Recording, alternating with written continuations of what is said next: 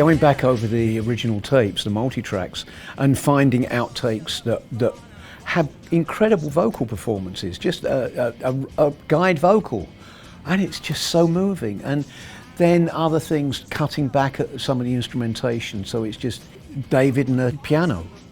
And there's a pureness to it that bringing the other instruments into it, it makes a great record, but there is a certain thing about just David and the piano, which I think he discovered later on with Garson. He would do a lot of numbers live, which was just him and Mike Garson on piano. He learned what that can be like, the effect it can have on the audience. And the actual master takes, there were things that I chose not to use in the original mixing, which I'm trying to use a little more now, just trying to give a bit more of a modern sound, just a bit.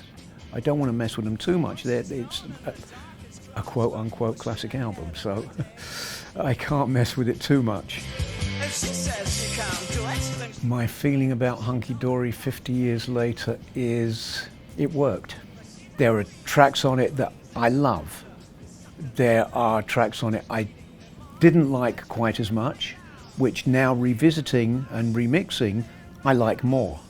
With any of the work that I've done, it works or it doesn't. I can't gauge it any more than that. It's up to the listener to decide.